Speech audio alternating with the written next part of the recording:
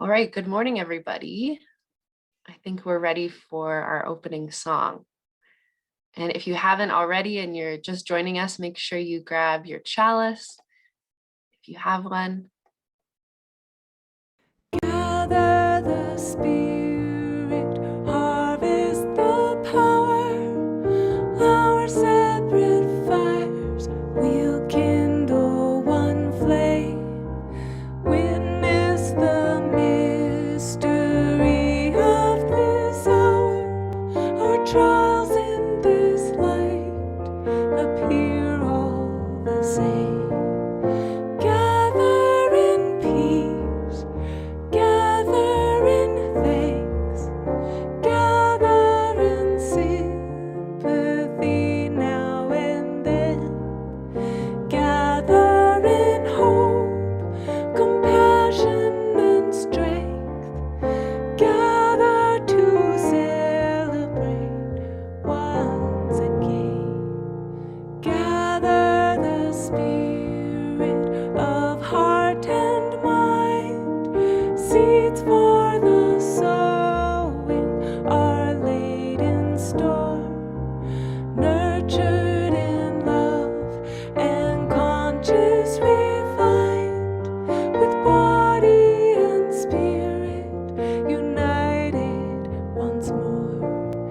Gather in peace, gather in thanks, gather in sympathy now and then, gather in hope, compassion and strength, gather to celebrate once again. Gather the Spirit, growing in all, drawn by the moon and fed by the sun, winter to spring and summer to fall, the chorus of life resounding as one. Gather in peace, gather in thanks, gather in sympathy now and then, gather in hope, compassion and strength, gather to celebrate once again.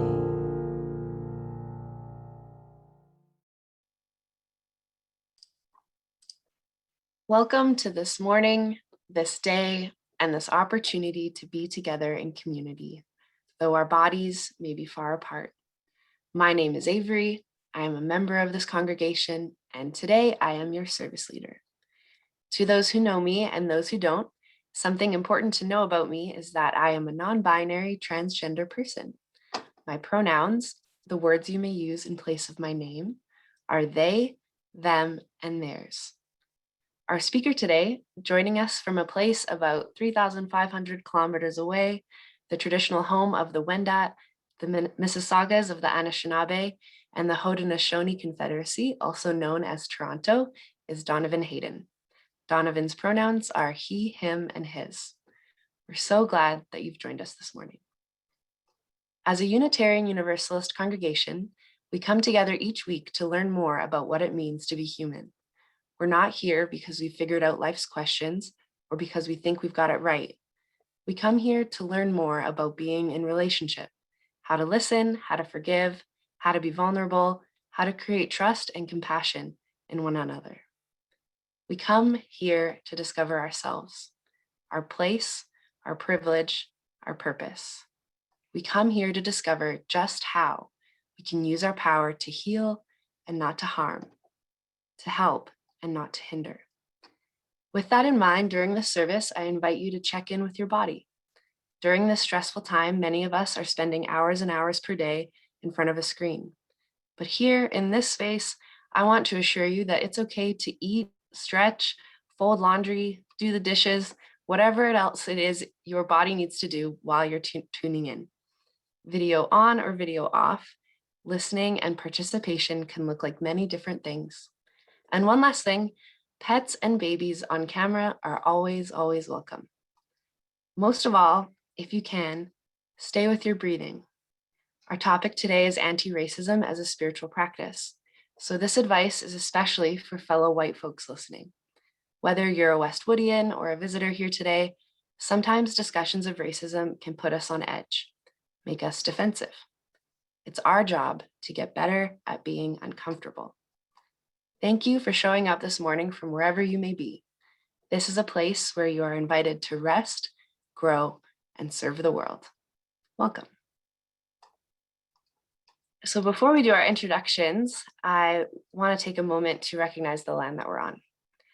At the beginning of a Westwood service, whether it be in person or online, we pause to affirm that the land where we gather has borne witness to thousands of years of Indigenous history, culture, and spirituality, and continues to do so. In this place, where these buildings are now, human and more than human history stretches back since time immemorial. Before my ancestors arrived here 5 generations ago, there were people here, diverse nations of people, who built complex societies, civilizations, and cultures over the span of many, many, many generations. They gathered, worshipped, sang, danced, loved, lived, and died on this land. They did so in a way unique to here, and they still do, here, on this northwestern tip of the Great Plains. Amiskwaciwâskahigan, the Cree name for Edmonton, meaning Beaver Hills, is Treaty 6 territory. It is the traditional home of diverse Indigenous peoples, including the Cree, Blackfoot, Métis, Nakota Sioux, Iroquois, Dene, Ojibwe, Saulteaux, Anishinaabe, Inuit, and many others. Land acknowledgements alone aren't enough to bring about reconciliation and decolonization, but for settlers, we must practice them because they can be a necessary first step in learning more about the land we occupy and our role in its history. We have to get personal and ask ourselves, how am I benefiting by living off this land? And what can I do with my unique gifts and personal power to be in better relationship to the land and its original people? Every day is a practice. We must try and try again in a way that is personal to each of us. So I offer this personal land acknowledgement to you today. I am a white settler on stolen land. I was raised by the land that stretches from the suburbs south of Refinery Row in the southeast to a summer village off Highway 43, the route to Alaska, about 70 kilometers northwest. Today, I live on the north shores of a sacred lake known as Wakamne, or God's Lake to the Stoney, Manitou-Sakaigan, or Lake of the Spirit to the Cree, and named in honor of Jesus's grandmother, Lac St. Anne, by the Métis. It is a place where Indigenous people from far and wide have gathered to heal and worship for generations. Tens of thousands of pilgrims, many on foot, make the trek to bathe in the water here each year. It is an honor to humbly build a life here on these shores. My ancestors, and me by extension, have and continue to benefit from colonization and Indigenous land dispossession. Our family purchased a plot of land and built a cottage here almost 50 years ago. That means I have certain things to learn, to unlearn, and certain responsibilities to take on in order to earn the respect of future generations. What I am learning as a settler is that there are sacred spiritual places, like this lake where I live about an hour away from Edmonton, and the elaborate medicine wheels that dot the prairie landscape, some more accurate than the Gregorian calendar we use today, and the pictographs in Writing on Stone Provincial Park that have been around much longer and represent something much deeper than I as a settler will ever fully grasp. This is a Western scientific frame, but archaeological evidence tells us that the prairies has been a home for humans since as early as the end of the last ice age about 12,000 years ago. For some perspective, the Egyptians built the pyramids of Giza in about 2500 BC. I've only learned recently that some of the oldest religious monuments in the world, older than many sacred sites in holy cities like Jerusalem and Mecca, can be found on the land we live on today. Comprising less than 5% of the world's population, Indigenous people protect 80% of global biodiversity. So when we use the word decolonization, it is important to remember that in the words of Eve Tuck and Kay Yang, decolonization is not a metaphor. Yes, decolonization is a process of memory and imagination, but it is not something that only exists in our minds or in our words. Decolonization must bring about the repatriation of Indigenous land and ways of life. When we say that Indigenous people have been here, practicing their spirituality since time immemorial, that means back further than the limits of human comprehension. As people committed to justice, gathered here today in sacred community, let us remember that the history and relationships around us are incomprehensible in terms of depth and scale. While the concept of literal land back might not fit into the window of what we think is currently politically possible, it is the only path to liberation for our species and the planet. And everything we do now is connected to that generational struggle, which we can anticipate will be taken up by our descendants. One last thing before we move on, given that our guest is joining us from the other side of Turtle Island today, I thought it might be cool to switch things up and invite Donovan to briefly introduce the territory that he is joining us from. Donovan? Yes, hello everybody. I am the descendants of slaves. I am the descendants of settlers. I live and benefit from the stolen land, the land that Avery pointed out as Tuckeronto. Tuckeronto is covered by Treaty 13, a treaty that's also named A Dish with One Spoon. The name suggests cooperation and empathy with those that we live with. I am grateful to the many Indigenous communities across Turtle Island for the opportunity to work and live here. I remain committed through action and thought to Indigenous sovereignty and decolonization. Thank you very much. All right, okay, so it's time for our introductions. Our gathering this morning is made possible by the collective efforts of many who are here today and many who have come before us. Westwood is a democratically governed and largely lay-led congregation. So we are a complex system of many moving parts. And I just want to recognize some of the folks who are making this service possible today. You've already got the chance to meet Donovan, and he is our speaker. He's going to be talking to us about anti-racism as a spiritual practice. I also want to thank our Director of Religious Education and Youth Programs, Ilara Stefaniuk-Gaudet, whose pronouns are they, them, for their help in preparing the service. I also want to thank our service tech today, Bill Lee, the Worship Committee, the Music Selection Committee, and the board for their ongoing work in making these gatherings not only possible, but also so joyful. And last but certainly not least, I want to thank our musicians for the magic that they bring to our services. And our musicians today are our very own Rebecca Patterson and local singer-songwriter Carrie Day. After the service, you're invited to stay for coffee and conversation, so stick around.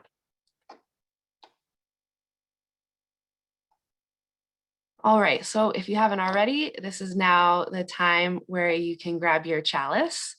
I will do it first, and then I'm going to read you a reading called All of Us Need All of Us to Make It.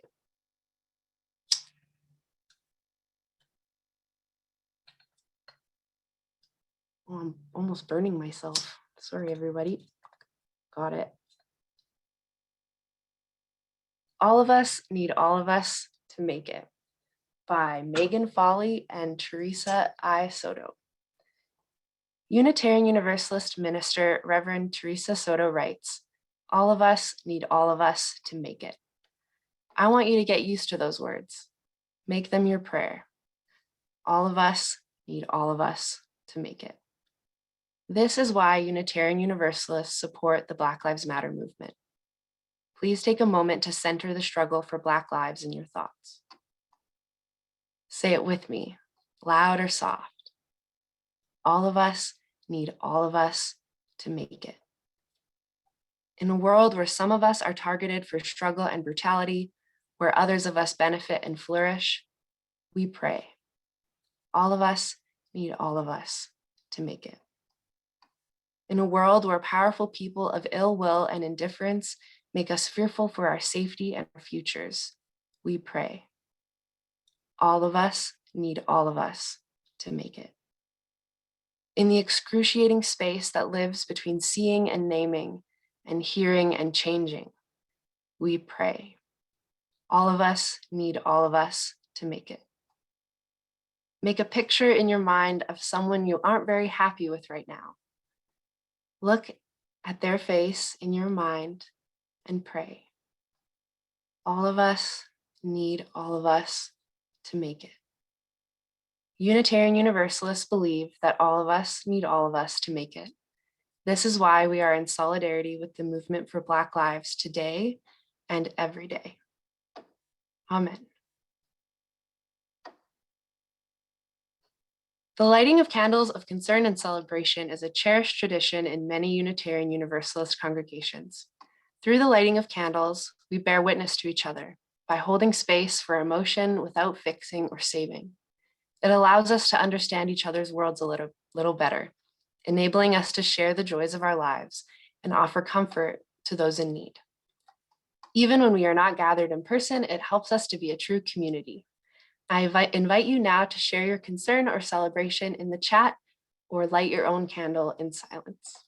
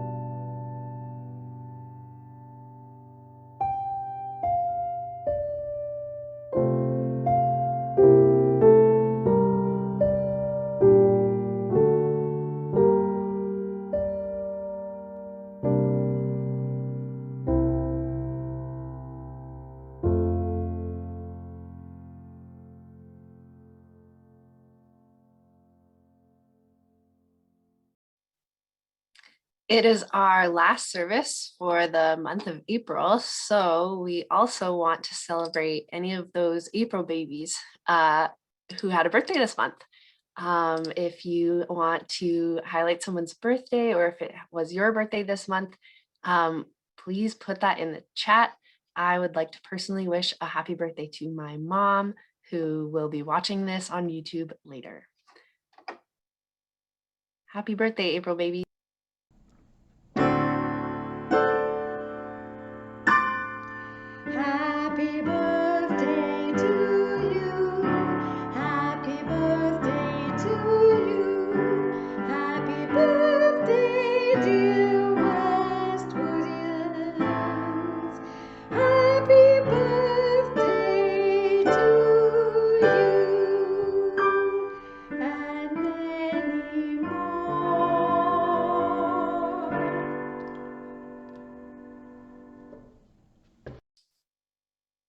I will now light one last candle for the joys and concerns that remain in our hearts.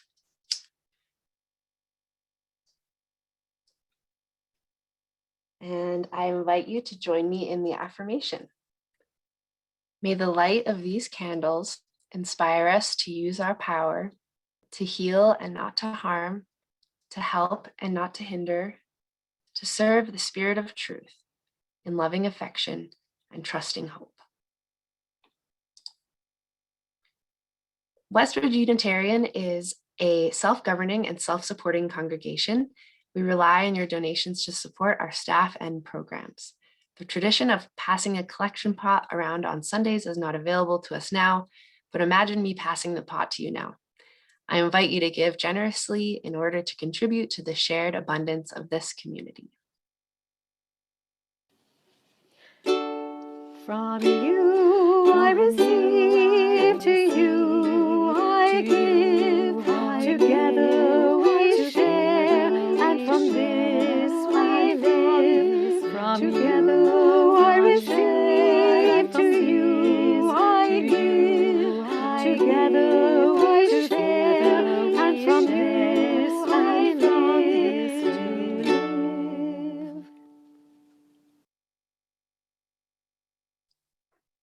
All right, everybody, it's time for the main event. As your service leader this Sunday, it is an honor to introduce you to our speaker, Donovan Hayden, and to welcome him to speak from this free pulpit. Donovan Hayden is a Black storyteller, researcher, artist, and activist, currently completing his master's in theater and performance at York University. With an undergraduate degree in sociology and Africana studies, Donovan is passionate about theater, writing, and directing. Recently, he has had the opportunity to engage with Unitarians and anti-racism work both in Canada and the US. He blends his activism with artistic expression in service to the goal of Black liberation and the dismantling of white supremacy. Westwood, please join me in welcoming Donovan Hayden. Hello, everyone. Good morning. Good morning to you, where y'all are at, and good afternoon to myself, where I'm at. We marched, we chanted, we declared to a nation unwilling to listen, no justice, no peace, Black Lives Matter. The spirit of social justice propelled us through our streets. Suddenly, a line of police, SWAT, and vans blocked our path. They told us if we continued marching, we would be arrested. The organizers calmly asked to speak to their chief of police or supervisor to deliver their demands. The police said no and continued to threaten arrest. The organizers asked again. They were told no again. After which, the organizers continued to peacefully march forward past the police line. At that point, the police tackled, tased, punched, arrested, and dragged them away. To where? The police wouldn't say. The charges? The police wouldn't say. The scene I described was common last summer. Clips of police violence against peaceful protesters in the US filled our screens. However, this did not happen in the US. This protest was in Canada, in the suburb of Toronto, to be exact. It was not a protest for George Floyd or Breonna Taylor. Although we honor their lives, we protested the killings of Aziz Chowdhury, Jamal Francisque, DeAndre Campbell, and many more Canadians killed by police. This protest was not from last summer. This protest happened last month. Just 2 weeks ago, I watched friends and comrades get brutalized and taken by police. It was scary and intense, but the collective resistance was also euphoric and liberating. We eventually found out where they had been taken, and protesters gathered at the precinct until the organizers were all released.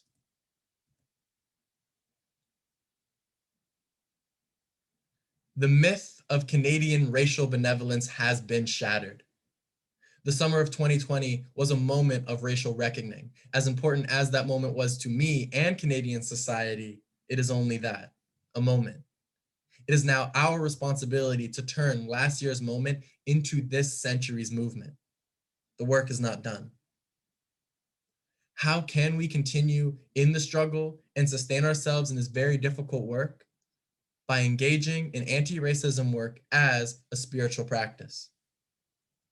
Spiritual practice is a term familiar to UUs. As Unitarians, we have access to books and online resources to help us develop and maintain spiritual practice. One of the advantages of being the son of a minister are shared sermons. My mother, Reverend Pat Trudeau, gave a sermon on spiritual practice last summer that addressed the question, how can anti-racism work be an effective practice? The key elements of spiritual practice she lays out are that they be done with intention and attention. It is important that anti-Black racism work be intentionally specific. In white dialogues on race, the focus on anti-Black racism in Canada is often lost to a broader discussion about diversity or is diverted to talking about the United States. Avoid the urge to go to a more familiar conversation. Avoid the urge to find a more comfortable way to talk about these subjects that decenters Black people and avoids accountability. I've watched many UUs fumble with this. In a discussion about anti-Black racism in Canada, be intentional in staying on topic. Unitarians espouse progressive values and principles. I am seeing great strides in UUs being intentional about addressing anti-Black racism in discussions. If there is one thing that UUs are good at, it is definitely talking. However, what is often missing is reliable action that supports Black people. Part of the intention of spiritual practice is that it can be done regularly and be maintained. As much as demonstrations are admired, it is the smaller, everyday, repeatable actions that keep us engaged in the struggle. Activist groups have realized this and have restructured their approach to include multiple forms of resistance. They are focusing on changing policy through contacting officials and supporting progressive politics, educating the public through teach-ins and amplifying the lived experiences of marginalized people, protecting our most vulnerable people through mutual aid, emergency funds, and smaller targeted demonstrations.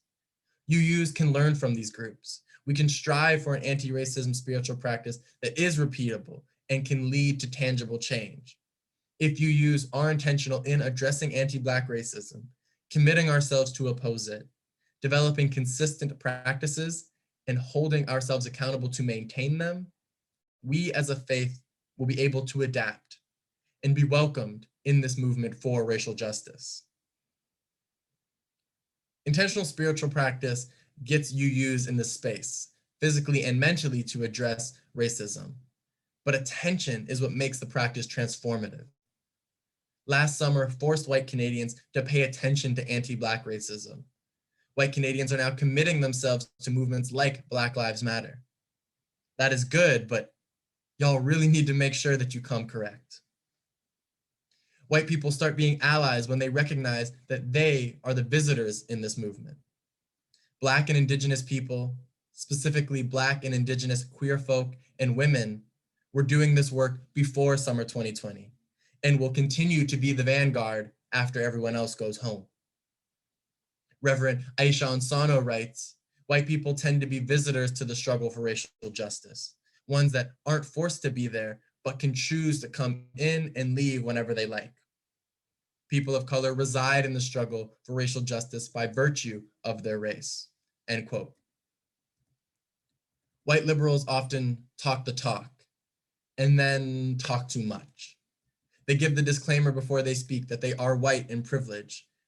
That talk appears to show recognition of their visitor status, but their actions show a true lack of attention.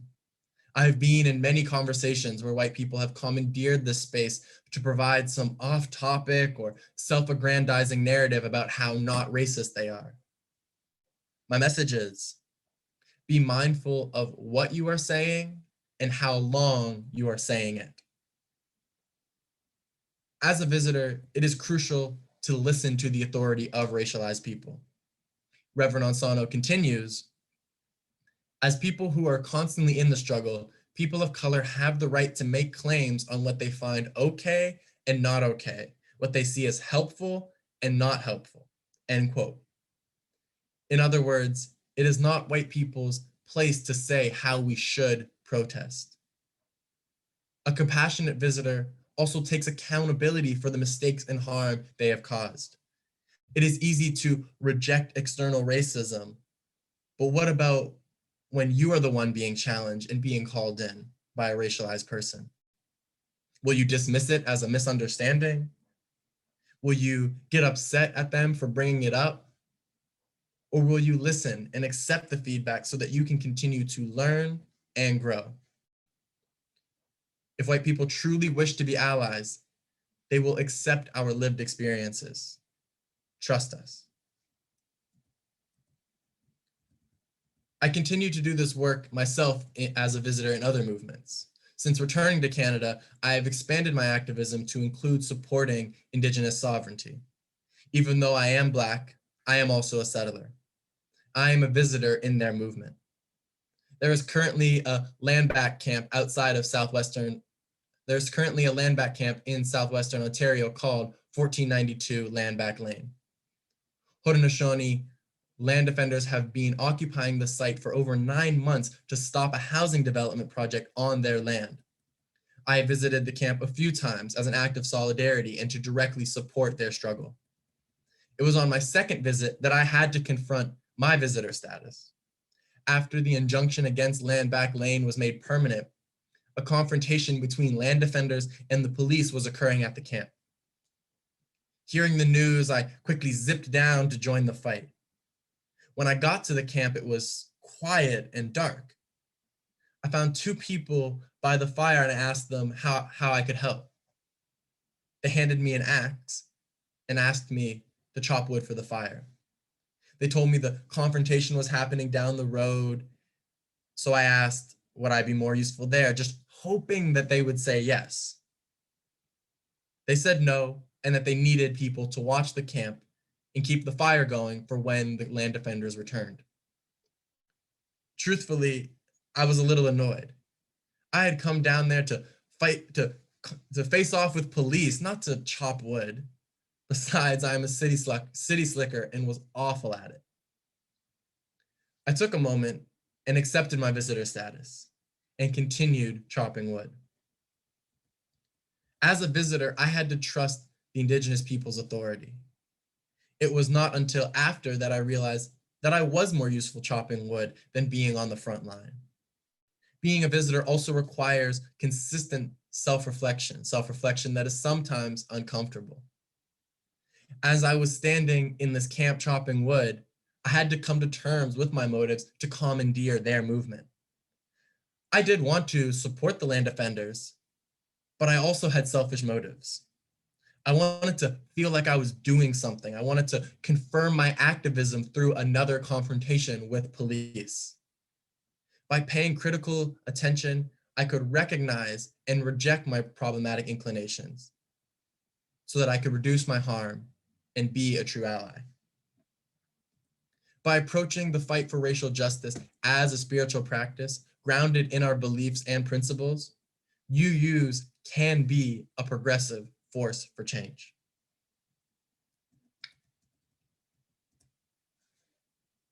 Black Lives Matter is now trendy.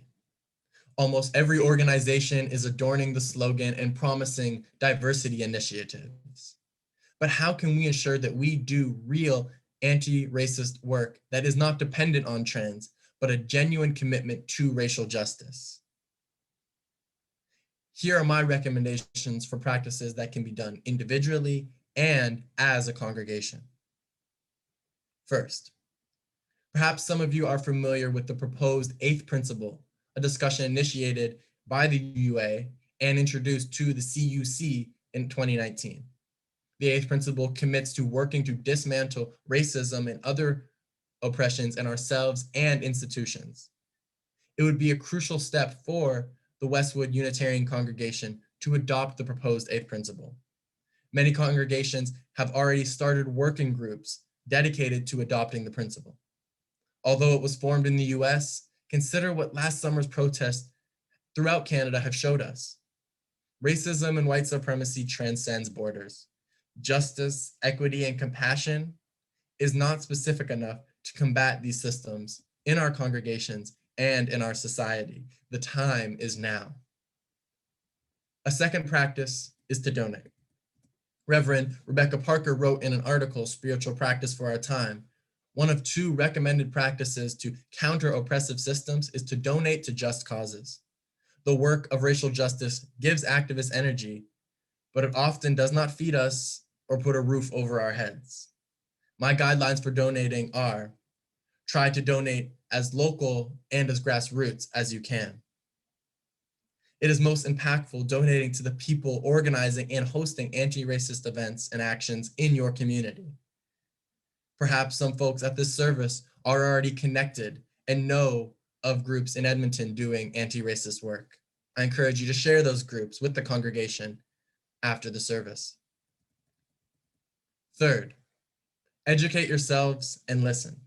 Read Black authors. Read them not to wallow in the tragedy of being Black in North America, but to understand how the racist systems work and what is being done to dismantle them. I suggest the book Policing Black Lives by Robin Maynard. Not a book person. Read the resources and articles on the UUA website written by Black Unitarians. Doing the work on the front end means when it comes time for the work on the back end, you are ready. Right now, racialized communities and activists are calling for the defunding of the police. These once radical ideas have become central in the fight for racial justice. I am also aware that many people are turned off by the idea. Before the summer, I also questioned the efficacy of the defund the police movement. What changed my mind was learning that the movement was about moving away from a harmful concept of public safety that relies on racialized policing and punishment to a way of investing in community through social programs and services. It is a complex issue, and I understand where the misgivings over defunding the police comes from. However, I urge folks to really do their homework on defund the police and the history of policing in Canada. Edmonton police have a deep history of anti-Black and anti-Indigenous racism that cannot be solved by sensitivity trainings or body cameras. Black Lives Matter Edmonton has a list of demands that include defunding and overhauling the EPS. Showing Up for Racial Justice, an organization I work with in Toronto, is offering a congregational toolkit to help educate and mobilize faith groups on the issue of police. My final practice is to show out and speak up. Education is good, but the education becomes more meaningful when it is followed by action. If you are able, show physical support. If you are not able to physically show up, there are other ways. Write and call officials. Amplify the experiences of Black people and activists on your social media and to your networks. Reflect on how racism exists in your sphere and openly oppose it. As a congregation, you are in a powerful position to write letters of solidarity for activist groups. Seek out groups whose work you support, and as a congregation, send them a letter of solidarity. I was thankful for the support I got from several UU mentors and friends while I was protesting over the summer. I am learning that spiritual practice helps a person extend beyond themselves. That could mean admitting complacency with the status quo. It could mean accepting the untraditional organizations that are leading the movement. It could also mean adopting new radical tactics to dismantle racism. Whatever it is, it should be uncomfortable, but it also should be liberating. Reverend Rosemary Bray McNatt proclaimed, "Church is the place where we stand with one another, look the world in the eye, attempt to see clearly, and gather strength to face what we see with courage and, yes, with joy." End quote. Let us develop an anti-racism spiritual practice with courage and joy. I am encouraged by UUs that are acknowledging their racism, are present in the fight for racial justice, and are letting Black UUs like myself lead the way. Be intentional in dismantling anti-Black racism and pay attention to the movement. Feel the spirit of social justice and let it propel you into action. The spirit of social justice did not end in the summer. This spirit will not be sidetracked by incremental reform or convicting cops. The spirit will not be silenced by police and their machines of destruction. The spirit is in the struggle. The spirit is in the movement. The spirit is Black rage. The spirit is live. May it live in us all. Thank you.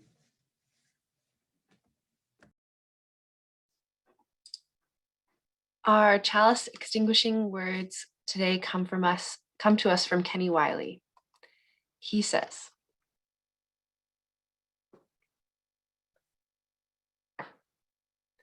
"Most of us as Unitarians are here because we felt welcome here, at last.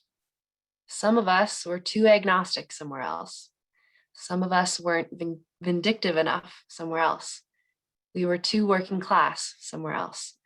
We were too lesbian somewhere else. We were too nerdy somewhere else, too introverted somewhere else, too gay married somewhere else.